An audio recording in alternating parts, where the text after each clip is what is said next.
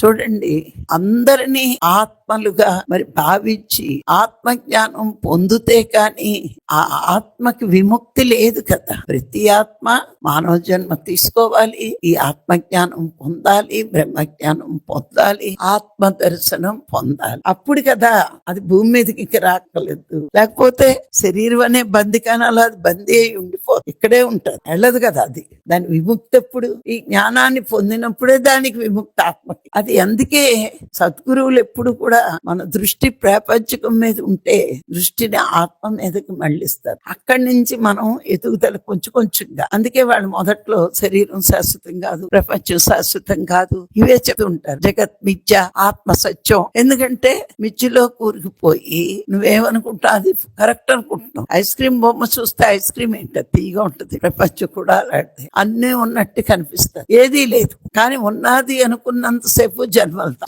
సృష్టి ఉంది, ఇదే శాశ్వతం ఉంది, కరెక్ట్ కనబడుతుంది. కానీ ఇది శాశ్వతం అనుకుంటాం. చూడండి, అక్కడ మనం తప్పులు చేస్తాం. ఇప్పుడు నీకు కనబడిన వాటిలో వెనకాతలు పడ్డావు శాశ్వతం. ఎప్పటి వరకు పడాలి? మనం ఆత్మ గురించి తెలియనంతసేపు ఇది శాశ్వతం, కోరికలు ఉన్నాయి, అనుభవిస్తాం, సంపాదిస్తాం. కానీ నీ జీవితంలో గురువు వచ్చే కూడా, ఆత్మజ్ఞానం గురించి బోధించే కూడా నీ ప్రయత్నాలన్నీ దానికోసమే అయితే, అంటే ఈ ప్రాపంచిక కోరికల కోసమే అయితే, అప్పుడు గురువు నిన్ను వదిలేస్తాడు, పట్టించుకోడు, నీ ఇష్టం వచ్చినట్టు చెయ్యను. కానీ నువ్వు ఎంతగా ఆత్మజ్ఞానం కోసం తప్పిస్తూ ఉంటావు, అది సత్యమని నమ్ముతావో, అది అందరికీ చెప్తావో, అప్పుడు గురువుకి ఆత్మానందం పొంది గురు కృప నీ మీద ఉంటుంది. గురుకృప దొరకాలి అంటే మనము ఆత్మజ్ఞానం, బ్రహ్మజ్ఞానం చెప్పడానికే గురువు వచ్చాడు. అది ఆయన దగ్గర స్వీకరించి 10 మందికి పంచినప్పుడు గురువు ఆత్మపరమైన ఆనందం పొందుతాడు. వాడు ఉత్తమ శిష్యుడు అవుతాడు.